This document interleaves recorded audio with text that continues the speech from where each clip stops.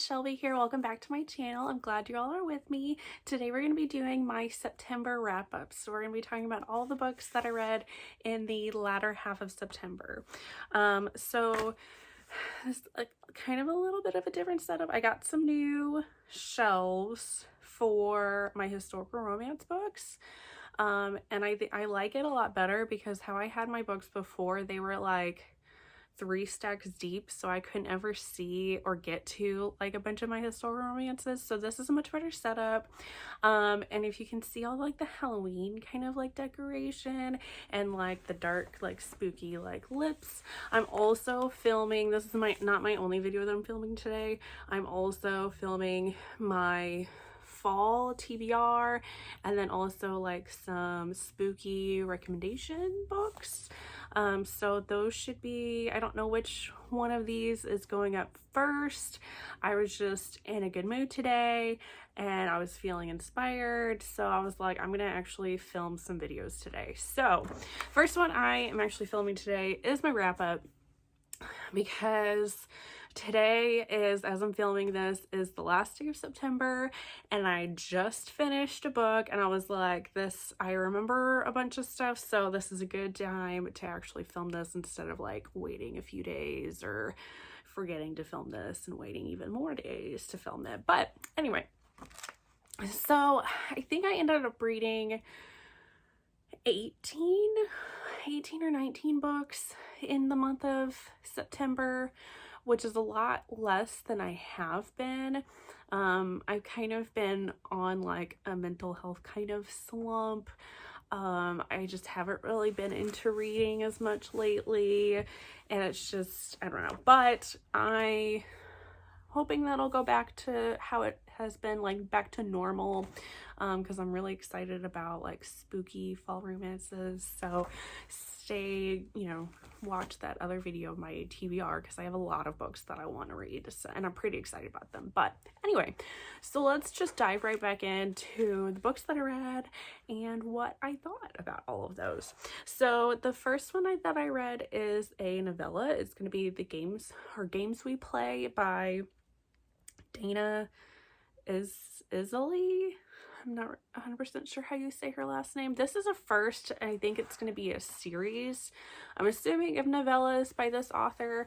I read this because this is pretty new and like it was all over Instagram that like everybody was reading this, so I was like, I'll try this out. So this is about this girl who is a like reporter, not just a reporter, she's like a writer for this magazine that it's like a gaming magazine, and she's interviewing this guy who is pretty prolific. He's really big online.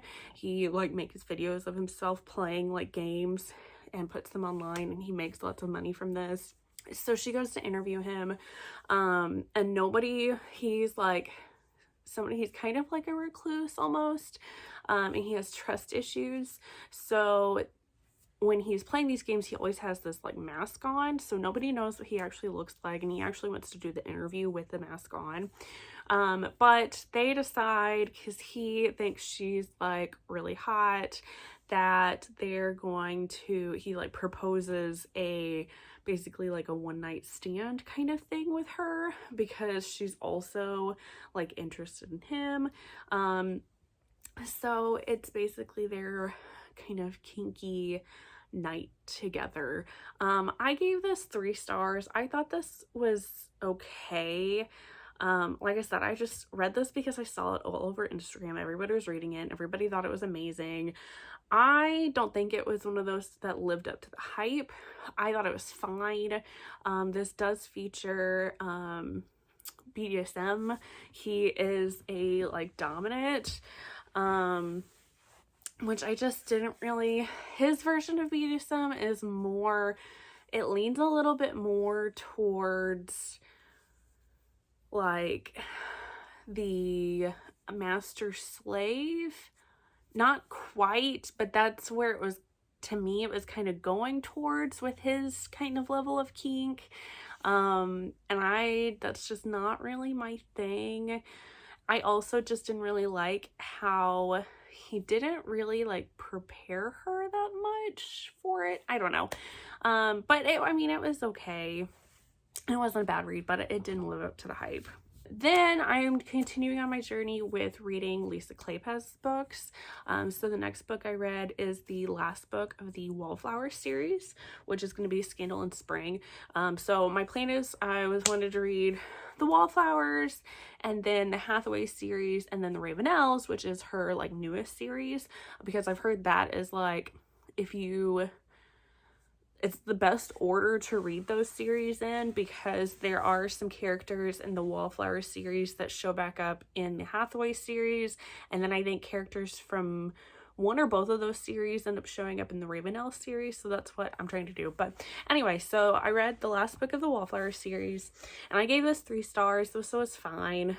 This is the last of the Wallflowers. This is Daisy. And she is also the younger sister of one of the other Wallflower girls. I can't remember which one. I think it's the one that's in the Autumn book, since all of these have like a season in the title. But this is her. Like I said, she's the last of the Wallflowers, and her father threatens her that if she doesn't try to find, this is like her last season out, if she doesn't find a husband for herself, he's going to marry her to this guy that is like a business associate of his that he really admires. But Daisy absolutely hates this guy.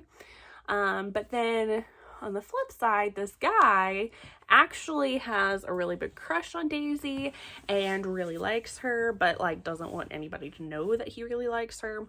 So it's their romance. This was cute, but nothing, it wasn't one of my like standout favorites from Lisa Kleypas, so that's why I gave it 3 stars. Then another Lisa Kleypas, I read the second book in the Hathaway series, since I already read the first one back in like the springtime, I think is when I read it. So the second one is going to be Seduce Me at Sunrise. So the Hathaway series takes place, it's about this group of siblings that suddenly come into the aristocracy, something like they have like some relative that didn't have heirs passed away, so his title just get passed on to the oldest sibling of this group of siblings, who is the male, and his book comes on later on. So this one is about the third youngest, the second daughter, Winifred, and she is seen as being really frail and fragile because she had contracted scarlet fever, some sort of disease. I don't remember what it was, but it left her still like really frail from that. And she has this bond, this like friendship that also could be more with this guy named Kev. He is Romani, but their family had like, he was like an orphan, I think, and her family like took him in, and so he's like always lived with them since he's been like a little boy. But they have like a really good connection to each other. So anyway, so how this book takes place is that Winifred is found out about this like doctor in France or something that she thinks can help her get better and become stronger. And so she goes there for like 3 years, and then when she comes back, she is stronger. She's like able to like walk up the stairs without like getting short of breath. And she wants to kind of rekindle her relationship with Kev, where it was kind of starting to get something more. But Kev keeps pushing her away because he is absolutely afraid that he is like cursed, that anybody that he loves, he will end up somehow like hurting them, or worse, like killing them. So he pushes her away because he is afraid that he might end up hurting her. So this was their romance. It was very interesting. I like this honestly, more than the first one. But I did still only give it like 3 stars. That's pretty good. We're just gonna move right along. Then I read Temp Me at Twilight, which is the third book of the Hathaway series. This one I gave 3.5 stars. I like this slightly more. This is about the next one, the next sister, Poppy, and her relationship with this guy who is a hotelier. I can't say that word. He owns this like prestigious hotel. And they meet when her family is like staying at this hotel, and their youngest sibling has like this affinity for like animals and always is like rescuing animals, but they're not supposed to have animals in this hotel, especially the type of animals that she has. I think they have like a ferret or something that ends up getting loose in the hotel. So Poppy ends up running into this guy because she's trying to find this animal, and this guy is just absolutely like intrigued by her. She has trouble trying to find like a suitor because of her wit. Men don't really like that she is knowledgeable and that she's curious and inquisitive, and wants to talk about like world topics, and they're just like, you just need to be quiet and go sew something, like, and that's just not how she is. But Harry, who is the hero of the story, is very intrigued by this, and he likes this about her. So then they end up having a relationship. I don't remember how it all ends up coming together, but I do remember that I really like their relationship a little bit more than some of the other ones in the series. So that's them.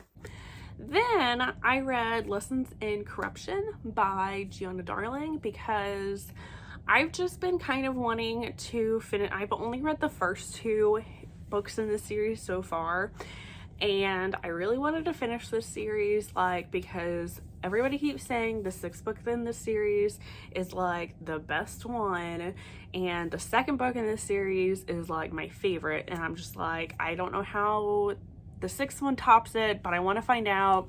So I decided to reread the first 2 books in the series and then continue on so I can try to finish this series. So Lessons in Corruption, if you don't know about what this book is about, which is the first book in the Fallen Men series, this one's about King and Cressida. Cressida is a teacher at a high school. She's a literature and history teacher, and she ends up having a relationship with one of her high school students by the name of King, who also is the son of the president of the local MC, the Fallen Men. So this, I kind of have a love-hate relationship with this book. When I first read it, I gave it 4 stars. I really liked it. But the second go around, I've dropped my rating slightly to 3.5 stars, mostly because I do not like Cressida as a character. I just didn't care for her. I get that she's going through character development. So she comes from a background of like a puritanical-esque type family, that she kind of craves more, has these like sexual type desires that are seen as wrong, and wanting to be with this kid is wrong. And so she kind of goes through like an awakening in this book. But at the same time, it just bothered me how close-minded she could be and almost like unappreciative. It's hard to explain. But I loved King. King is like the best part of this book because he is so sweet. And he like writes poetry for her, and it's just like, he is a very swoony hero, and he thinks the world of Cressida. So that's kind of part of why I found her to be so irritating. But anyway, so that's that one. then back to the Hathaways. So then I read Married by Morning, which is the next book in the Hathaway series. I gave this one 3 stars. This one is finally about the brother of the group, Leo, and his relationship with the family had hired this woman to be a like companion sort of to the younger siblings, and also to teach them to be more like young ladies and better in society, to also help them find suitors. And her name is Catherine. So Leo and Catherine ended up forming a relationship, and that's their romance for this book. And all the prior books in the series, they hate each other. They're always fighting, but that fight kind of turns into this like sexual kind of chemistry. I heard a lot of people, this is like their favorite book of the series. I don't know. I was just kind of like, it was okay. I don't really have much more to say about it. It was just okay. Okay, and then we have Love in the Afternoon, which is the last book of the Hathaway series, and this is about Beatrix, the last sibling of the Hathaways, and I give this 4 stars. I think this one was actually my favorite book of the series, because I just love Beatrix as a character, because she, like I said, she is the one that just has this affinity for animals. She's always finding animals to like help take care of them. She has like a cat that I think like got run over or something, or is missing like a leg, I don't know, something like that. And then I think she has like a hedgehog, and then the ferret, and like all these animals. So this is her story, and this is about her. She has this friend who, I don't really know how to describe her in a nice way. She's kind of stuck up. Let's go with that. And she was writing, she met this like guy who ended up going enlisting in like the military and going to war. I think this is during like the Crimea war with like Russia. I think when England did that. So he goes and does that, and he is writing letters to her friend, but her friend like loses interest in him. She's just like, I don't really care about all this war stuff, whatever, and she just doesn't want to write to him anymore. And Beatrix is like, you can't do that, that's terrible, like you need to write to him and like give him hope and encouragement and blah blah blah. So her friend is like, well, just write for me and pretend it's you, or pretend it's me. So she ends up doing that. So she's writing letters to this guy, and all the time that they've been writing these letters, they end up starting to fall in love with each other. But she never told him who she is, because before he went to war, he had made known that he did not like her, and that he thought she was terrible and the worst kind of person, and like beneath him, blah blah blah. So she is afraid to tell him who she is. Well, then he comes back from war, and he wants to find who he thinks he has been writing these letters to. But when he finds her, he realizes that it's not her, that somebody else wrote these letters, and he's like on a mission to try to find this woman that he fell in love with.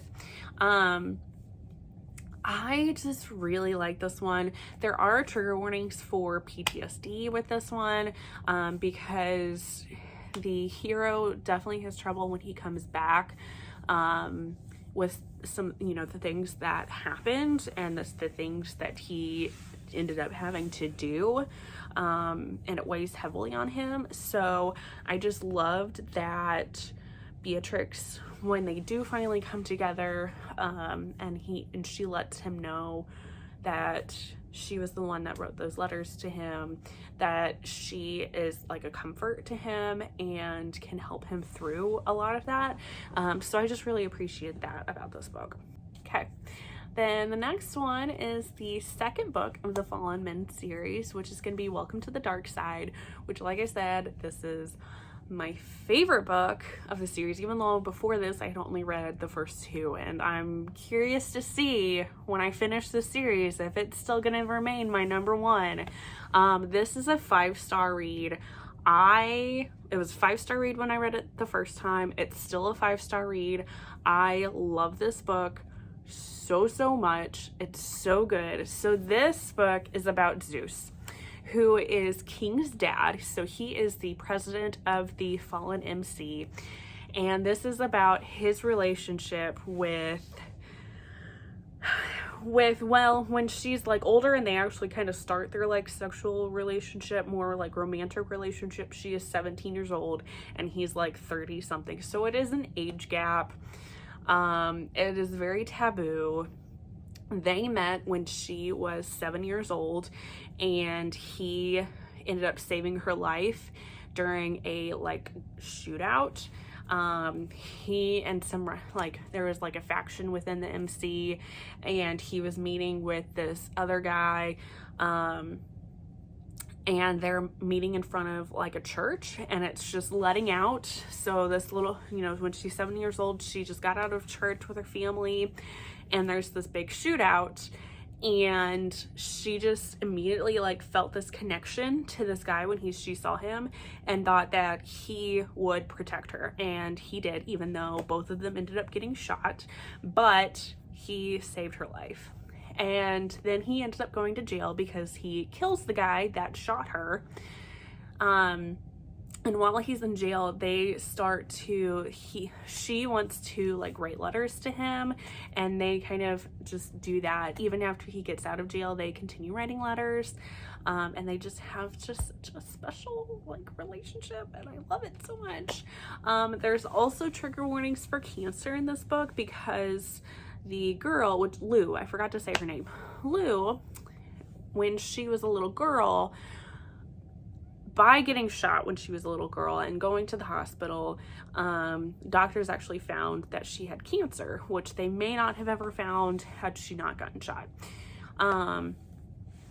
But then when she's older, when she's 17, she gets cancer again. So this is definitely a tearjerker. I sob both times that I read this book, but I just love this so much because Zeus is such a great hero. He just, the way that he cares for Lou and how he loves Lou, he just like wholeheartedly loves her with his whole heart, his whole being, and it's just, it's beautiful. I love this so much and I can't get enough of it. I will probably reread this. I'm one of those people that I have books that are my favorites that sometimes I'll reread, or I have them on a list of books that I want to reread because I just can't get enough of them. So even if I don't reread any of the other books of this series, I will probably reread this one because it's perfection. I love it so much. Then I read the next one, so Good Gone Bad, which is the third book of this series, and this is about King's daughter. So, or not King, Zeus's daughter, King's sister, Harley Rose, and she has always had a crush and crushed on this cop, who the cops and the MC do not get along. So it's almost, it gives me a little bit of Romeo and Juliet vibes, but not like super. So this takes place like a few years later after Welcome to the Dark Side, and Harley Rose was in this relationship with this guy from another MC, and he is not a good guy. You come to find out that he was abusing her and hitting her, and how this book starts, she is watching him die because she killed him, because she was defending herself because he was trying to rape her and abuse her further. And she freaks out. She doesn't know what to do. And the first person she thinks of is not her MC family. It is Lionel Danner, who is the cop that she has a huge crush on. And so he comes and he helps her and is like, this is self-defense, it's okay. And then she finds out that Lionel Danner has actually been undercover at that, where her like boyfriend, the MC that he was part of, he was undercover with that MC trying to take it down because it is a very, very bad MC. They do terrible things, unlike the Fallen Men, who like they do some like illegal stuff, but it's not like super duper bad. But no, this MC is like really, really bad. So he's trying to take them down, and then like the president, I think it's the president of that MC, there's like some threats that happen to her family, and so she decides that she's gonna help Lionel to try to take this MC down, and a bunch of stuff happen. And I love Harley Rose. I didn't think I was gonna like her. It was just part of the reason why it took me so long to read this book, because in the other books she's just like bratty, and I just don't really care for her. But this one, she's like more grown up, and she's just like a badass. Like, I loved how strong of a heroine she is, and that she's just trying to protect her family, and things like suck in this book. A lot of things happen, but it's so good. I loved it so much. And there all are so there's also elements of BDSM in this book, just for, I guess, trigger warnings or whatever. I don't know if if you're not into that, but I loved it. It was so good. This is 4 stars. Then I read Cold-Hearted Rake, which is the first book of the Ravenelle series. This one I gave 3 stars to. I was kind of disappointed reading this one. I thought it was going to be really good, but I just didn't really care for it. I don't know. It was fine, but this is about this guy who, his cousin is like the Earl or something, but he tragically dies, and so he gets past the earldom. So he is going to the estate to, I don't know, claim it or whatever you're supposed to do. But when that guy died, he also left his younger siblings, his younger sisters, so now they're kind of in the hands of him, that he has to try to find like suitors for them, or try to figure out where they're gonna go, or take care of them himself. And then he also left behind his widow. So this is a relationship between him and his cousin's widow. They kind of form a relationship because she didn't really like her husband, and you come to find out that their marriage was not consummated. And I think they were only married for like a week, maybe. Like, they weren't married like very long, like at all. So it's their relationship. The biggest reason why I gave this 3 stars is that it has elements that kind of help spur on to like lead to the rest of the books in this series, especially the next book in the series. But I honestly felt like there was just too much devoted to that. And so like the second book is about one of the siblings, and this hero's like one of his friends. But it had a lot of scenes devoted to their relationship, which I felt could have been a lot less in this first book, and like continued like and be more in their book, if I'm making any sense with that. So that's the biggest reason why I gave it 3 stars. So, but I will continue with the Ravenelle series, because like I said, I would like to continue it, and I know a lot of people have read the last book of the Ravenelle series, which like just came out this month or a month ago, and like everybody really, really loves that one. So I'm hoping I will like some of the books in this series a little bit more than this first one. And then the last book that I read, that I actually just finished today on the last day of September, is going to be After the Fall, which is the 4th book of the Fallen Men series. This is basically like a continuation of King and Cressida's story.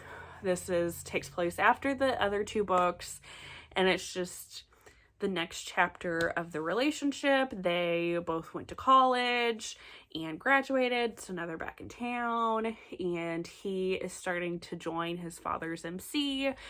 She opens like a bookstore, and it's just kind of them continuing on, but there's also a lot of threats going on because the local police force, there is a cop there that's pretty high up that is very corrupt, and his just life mission is to take down the fallen MC.